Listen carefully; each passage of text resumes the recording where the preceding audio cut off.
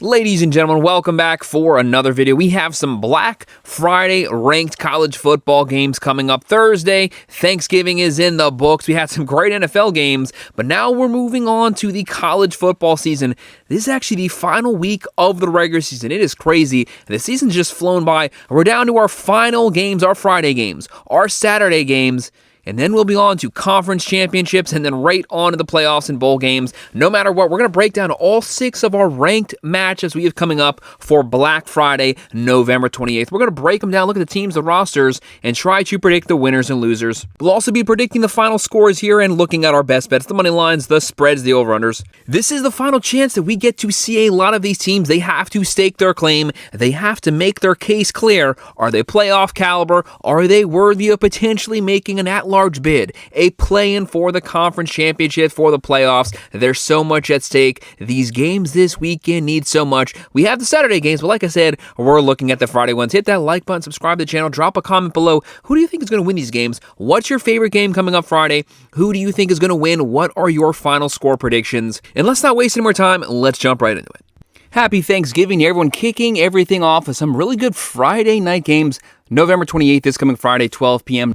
Number 7, the Ole Miss Rebels, 10-1. The big question, will he stay or will he go? This has been dominating all of the college football air raids the last couple weeks. Lane Kiffin, after this game, the moment this game ends, we're supposed to be getting an answer on where he's going to be the head coach. Will it be Ole Miss? Will he be coaching the Rebels potentially in the playoffs?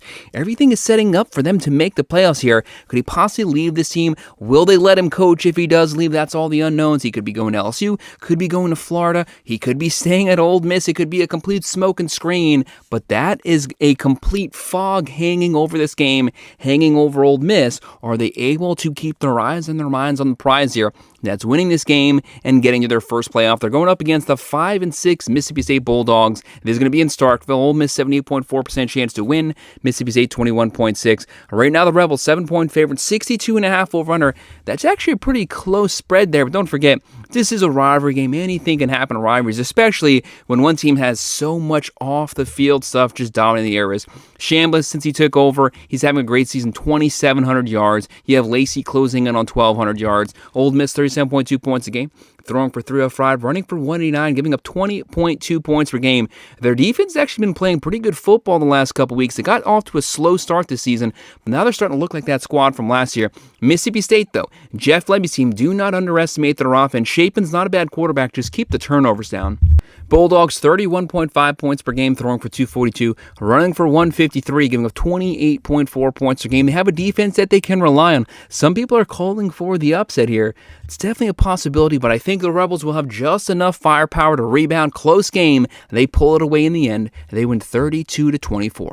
ESPN 12 p.m. Number 13, the Utah Utes. It's 9-2, not their best performance last week. They were dominating time of possession, completely controlling pace these games. And then last week, they let Kansas State come in there, a sub 500 team, and they ran for 471 yards on a top 10 Utah Utes defense. I don't know what happened, but that was not a good performance. May have sidetracked their playoff expectations. We'll have to wait to see once a new poll comes out. Right now, the Utes, Kyle Whittingham, second longest tenured coach in the country. I love Kyle Whittingham, but for God's sakes, man, you avoided the loss last week, but you laid an egg in about as big of a way as you potentially could have without actually losing the game. Utah 82.9% chance to win here versus the 5-6 Kansas Jayhawks. Kansas needs a win here just to get the bowl eligibility. You saw what Kansas State did, but I think Kyle Whittingham, he was pissed off. This team as a whole was pissed off. You're not going to get that same performance to me 2 weeks in a row. They'll be out for blood. They'll be out for revenge here, and they're going to take it out on Kansas. Utah, 12.5 point favorite, 16.5 over under. Devin Dampier does a little bit of everything. 2,000 passing yards, 19 touchdowns, 5 picks. He's also a dual threat quarterback. You have Parker closing in on 900. One of the best, some might say the best offensive line in the country. Utah 42 points a game, throwing for 205, running for 280. Very balanced team. They dominate in the trenches at the line of scrimmage, giving up 18.5 points a game. All those numbers now elevated due to giving up 47 points to a really bad Kansas State offense last week. Kansas 28.7 points a game. It all comes down to Jayden Daniels. Jayden Daniels, when he's on, he's on. When he's off, He throws a lot of picks, creates some turnovers here. Utah, that are going to be out for revenge, bottle him up, keep him in the pocket, force him into third and long situations. Kansas giving up 26.4 points a game. The Utes rebound with a strong performance. They win 38-23.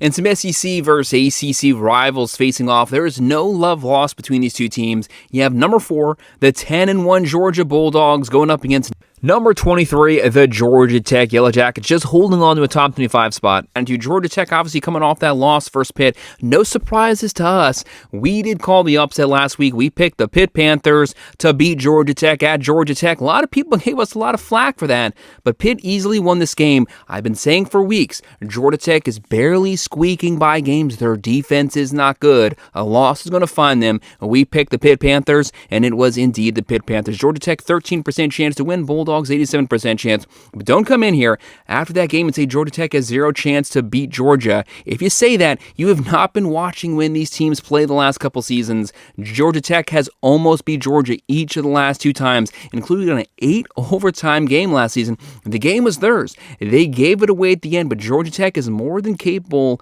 of pulling off the upset, but the defense will have to play better. Georgia will have to help them out and not play a good game. And of course, you have King. The issue is King's like 70% of this team's offense. The rest of the team has to step up. The Bulldogs, 13.5 point favorites, 59.5 over-under. Gunnar Stockton being efficient with the ball, 2,500 yards, 19 touchdowns, 4 picks. He'll also scramble for first downs. Frazier starting to run better. Feed the ball to Branch. Give him the ball nonstop in space. On the other side, Georgia Tech, King, 2,600 yards, 12 touchdowns, 4 picks. He's ran for 915 rushing touchdowns, but the team overall has to step up. He is way too much of the overall offense. Georgia, 33.7 points a game, throwing for 240, running for 191, giving up 17.4. The Yellow Jackets, 35.3 points a game. Really good offense. It's the defense that's a weakness. They're throwing for 271, running for 215, almost 500 yards of offense every game, giving up 25.8 points a game, almost 170 on the ground. Georgia's going to look to run the ball down Georgia Tech's throat. Give me the Bulldogs winning this one. I don't know why it's at the Mercedes-Benz Dome. Should have been at the Yellow Jackets home stadium, but it is what it is. Georgia wins 34-24. NBC, 7:30 p.m. Number 2, the Indiana Hoosiers, 11-0. This is the Fighting Cignettis, 2 10-win seasons in this entire team overall history, and they both come the last 2 seasons under Curt Cignetti. You have to appreciate what he's done with this roster, what he's done with the competitive level for the Hoosiers. They're on the road versus 2-9 Purdue. Purdue's just not a very good football team at all. Only a 3% chance to win. Indiana, a 97% chance. The big question here for the Hoosiers, they've already done everything they need to do this regular season. This game is basically worthless. They're making the Big Ten championship. They're probably playing the Buckeyes. We'll have to wait to see what happens. But as of right now, Indiana, just handle business here. Don't leave the starters in there too long. Don't take the chance of anyone else getting hurt. And once you have a comfortable lead at halftime, get them out. Start preparing for the Big Ten championship. Hoosiers, 28.5 point favorites, 54.5 over-under. You have Fernando Mendoza, might be the Heisman frontrunner right now. 2,700 yards, 30 touchdowns, 5 picks. Hemby, Cooper, Surratt, talented wide receiver core. And on the other side, Purdue just can't get points. Only 20.2 points a game, giving up 29.6. The Hoosiers, 43.3 points a game. Top 5 offense, throwing for 260, running for 218. Very balanced on top. They're only giving up 11.6 points per game. That's a top 3 defense. They're just a well-rounded team. Give me the Hoosiers winning this, but like I said, get the starters out. There's no style points here. You're number 2. You're in the Big Ten championship. Indiana wins this one 41-17. And how about this matchup? We have some really good Friday games coming up, but with Friday games in college football, Friday in college football means potential chaos. Weird things always happen on these late-night Friday matchups. Friday, 7:30 p.m., number 3, the Texas A&M Aggies, 11-0. You gotta love what they've done, undefeated, leading the SEC right now, but let's call things like they are. They haven't played Georgia, Bama. They've avoided the best teams in their entire conference right now. That's not a good thing right now. Yes, they're doing well, but a lot of these teams, they haven't even had to play. They're going up against a ranked team this weekend. Number 16, the Texas Longhorns. This is one of the best rivalries in college football. When the Big 12 first broke up, when the Aggies left a couple years ago, these teams did not get to play for a long time. Now that they're back in the same conference, we get to welcome back 2 teams that loathe one another, and that's just good for us college football fans. Aggies, 48.5% chance to win. The Longhorns, 51.5%. Basically a 50-50 split with the fan vote. The Aggies win this one. They're in the SEC championship. No matter what, they're going to be making the playoffs. If the Longhorns pull off the upset, I don't think they'll make the final 12 because they'll still be 9-3. And that Florida loss, really bad loss.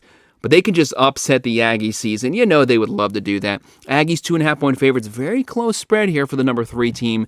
51.5 over-under. Aggies, they're a disciplined team. Mike Elko, trench warfare type team. Marcel Reed's having a great season. He can run it, but he has 2,800 yards passing, 25 touchdowns, 8 picks. Talented wide receiver core. Concepcion, Craver. On the other side, Texas, when they can run the ball. Wiseman or Baxter, Arch Manning, he's actually been playing pretty good football the last couple weeks, starting to push the ball down the field. You always have to account for his scrambling ability and that wide receiver core. Help the defense out, get first downs. The defense was supposed to be the strength of this team. It has not been that way the last 5 to 6 weeks. They've been giving up a lot of points, like 37, 38 points last week to Arkansas.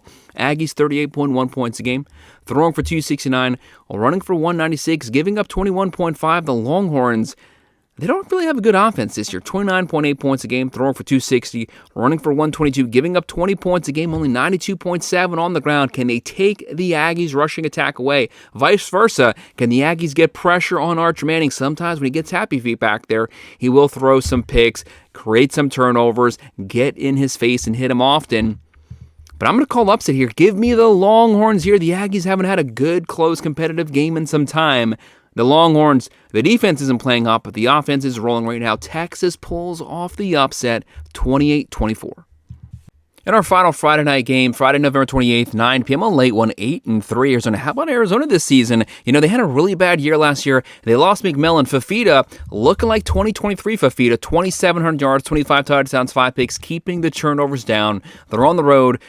Arizona coming in here ranked number 25. Welcome to top 25 versus number 20, the Arizona State Sun Devils. A top 25 versus top 25 matchup. Gotta love it. Sun Devils 51.4% chance to win. Arizona 48.6. Again, practically a 50-50 split with the fans. Arizona 2-point favorites, 48.5 over-under.